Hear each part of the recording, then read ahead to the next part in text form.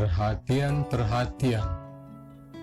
Channel ini dibuat hanya untuk kelompok bersumbu panjang. Kelompok bersumbu pendek, silakan skip channel ini. Terima kasih. Beneran deh, gue nggak nyangka sama sekali. Tapi harus gue akui, sebagai pelawak, gue kangen zamannya SBY.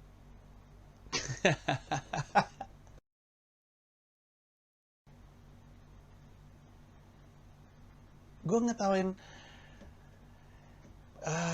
presiden dan pemerintahan dan menteri dan anggota DPR. Itu bukan sekarang, dari dulu. Dari dulu gue nggak kenapa-napa ketika ngetawain presiden. Kenapa sekarang lu tersinggung? Karena presiden yang sekarang lu dukung. Karena lu suka sama presiden yang sekarang. Jadi presiden sebelumnya boleh diketawain sama gue, tapi sekarang presiden yang lu suka, gue nggak boleh ketawain. Oh, itu mah bukan tersinggung. Itu arogan. Learn to take a joke. Mari kita lebih mengenal sosok Pandji Pragiwaksono. Pria bernama lengkap Pandji Pragiwaksono Wongsoyudo ini dikenal sebagai seorang aktor, penyiar radio, presenter, penyanyi rap, dan pelawak tunggal atau stand-up comedian yang berkebangsaan Indonesia. Dia lahir di Singapura pada 18 Juni 1979. Pandji merupakan lulusan Fakultas Seni Rupa dan Desain ITB. Dia pun memulai karirnya dengan menjadi penyiar radio di Hard Rock FM Bandung selama 2 tahun bersama Tike Priatnakusuma. Kemudian dia juga menjadi presenter atau pembawa acara di beberapa stasiun televisi nasional, termasuk acara pertandingan NBA di JAK TV. Selain menjadi penyiar dan pembawa acara, Pandji juga menjadi ilustrator dan penulis di kolam komik. Pada 2008, Pandji menulis album musik rap pertamanya yang berjudul Provokatif Proaktif. Kemudian di tahun 2009, dia meluncurkan album keduanya, dan pada 2010 mengeluarkan album Merdesa yang menghasilkan keuntungan besar dengan menerapkan strategi free lunch method yang diakui oleh Hermawan Kertajaya. Di tahun 2010 juga, Pandji memulai karirnya sebagai pelawak tunggal. Kemudian ia memantapkan niat untuk membangun awareness masyarakat tentang pelawak tunggal itu sendiri. Pada 2011, dia memproduksi sendiri acara komedi tunggal spesialnya di Teater Usmar Ismail, Bhinneka Tunggal Tawa. Pandji tampil bersama Ernest Prakasa dan sejumlah pelawak tunggal lainnya. Di tahun yang sama, Pandji menjadi pembawa acara di kompetisi stand-up komedi Indonesia di Kompas TV, yang akhirnya mengantarkan dia pada posisi juri dalam kompetisi tersebut.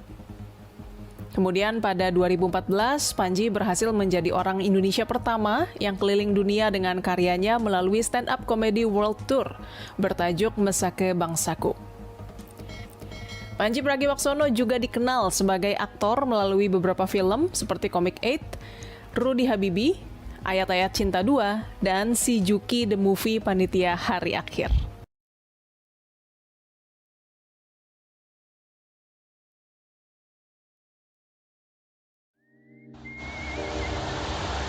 Saat ini Pandji sedang kangen berat sama zamannya SBY.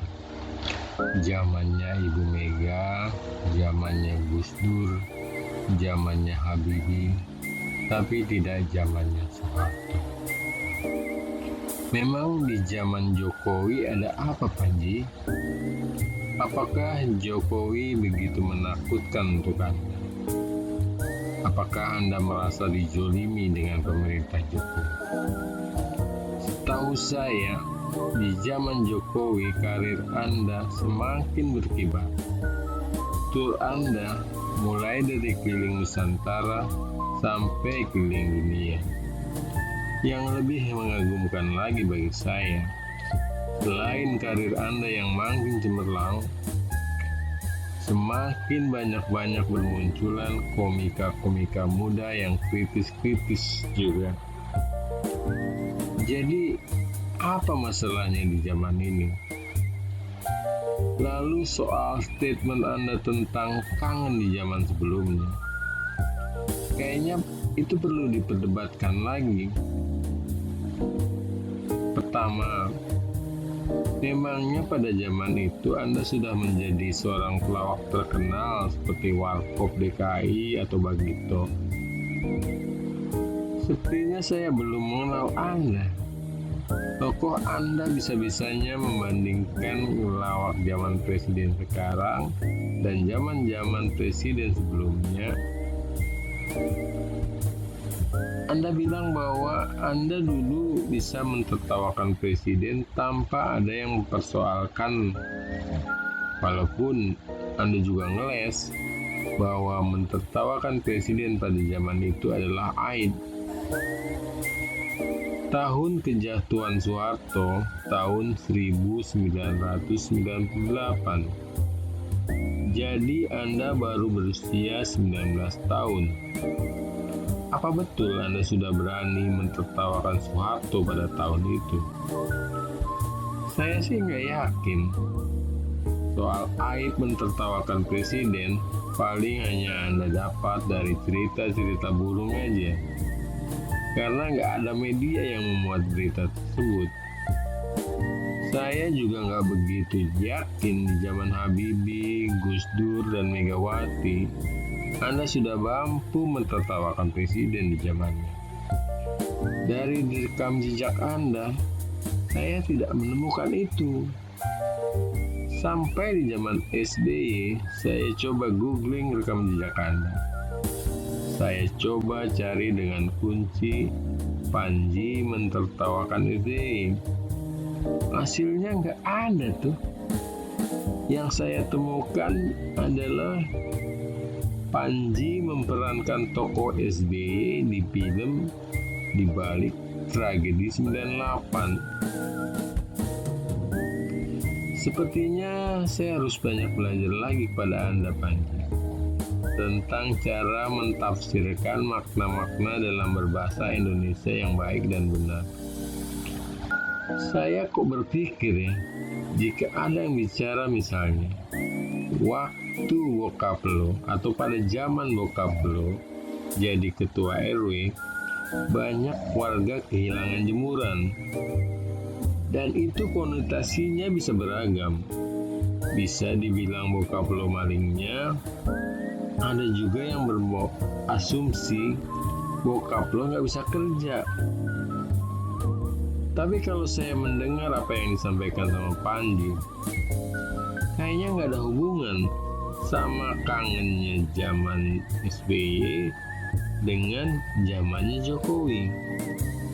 Yang dimaksud Panji, maksudnya adalah perubahan perilaku netizennya, perubahan para pendukung Jokowi. Kalau saya umpamakan, di tempat saya banyak maling jemuran, bukan masalah di ketua RW-nya. Bisa jadi karena perubahan malingnya. Dari yang tadinya nyuri sendal, sekarang nyuri jemuran. Yang jadi pertanyaan saya adalah, kenapa Panji menitik beratkan ke masa-masa presiden itu? Sedangkan persoalannya ada di netizennya. Dan apa Anda yakin kalau yang ngebully Anda itu pendukung bukan zamannya SBY? Atau Anda mau bilang bahwa pendukungnya SBY udah nggak ada? Lalu netizen mana yang menyerang Anda di kasus yang lainnya? Seperti kucing gembel, toa masjid, atau persoalan dengan NU dan Muhammadiyah. Lalu Anda siapa sebenarnya? Atau Anda ada di mana? Hingga Anda mampu mendeklar mana zaman yang membuat Anda nyaman dan tidak nyaman. Menurut saya setiap pendukung, kalau kita bicara masalah pendukung ya, bukan masyarakat pada umumnya, pada zamannya berbeda-beda. Ada pendukung yang di zamannya menimbun kekayaan. Ada yang di zamannya cari muka atau penjilat. Dan ada yang di zamannya kebablasan. Seperti juga Anda, Anda termasuk di dalam pendukung yang kepenakan di zamannya. Sebagai pencinta seni lawak, saya sangat care dengan Anda. Maka saya nggak mungkin untuk bilang, jadilah pelawak di tempat pelawaknya. Nggak mungkin saya mengajari ikan untuk berenang. Anda sebagai pelawak profesional, pasti Anda lebih tahu dari saya di mana Anda harus berdiri untuk melawak. Gak mungkin Anda melawak ketika orang lain sedang mendengarkan khotib Jumat, atau Anda melawak ketika pendeta sedang berkhutbah. Tapi ya, Anda sah-sah saja ketika Anda meledek ibu bapak Anda atau teman-teman Anda, bahkan seorang Jokowi. Boleh Anda bully. Tapi dengan catatan, itu ketika Anda di panggung pertunjukan Anda. Orang akan senang dan tertawa lepas. Bahkan banyak orang-orang mau membayar mahal untuk itu. Jadi kalau ada orang yang tersinggung atas ucapan atau joke Anda di panggung pertunjukan, itu saya anggap netizen lebay atau baper. Saya akan dukung Anda untuk itu. Tapi pada kasus NU dan Muhammadiyah, menurut saya Anda bicara tidak berdasarkan fakta dan tidak pada tempatnya. Anda hanya mereferensi dari satu sumber saja, dan cuma satu wilayah saja. Apakah Anda pernah meriset tentang anak-anak di desa yang mengaji? Kemana mereka pergi mengaji? Ke siapa mereka mengaji? Silahkan Anda riset sendiri. Semoga aja kasus-kasus seperti ini nggak terjadi lagi pada Anda. Tapi perlu Anda garis bawahi, Anda mengomentari netizen dengan kata-kata arogan. Menurut saya itu wajar, karena mereka bukan narasumber yang bisa bicara apa aja. Sedangkan Anda, yang juga merupakan penyampai berita, jangan hanya mengelak dengan mengatakan menurut sumber, tanpa mendapatkan dari sumber yang lainnya. Itu bisa terlihat dari banyaknya reaksi-reaksi dari warga NU dan Muhammadiyah.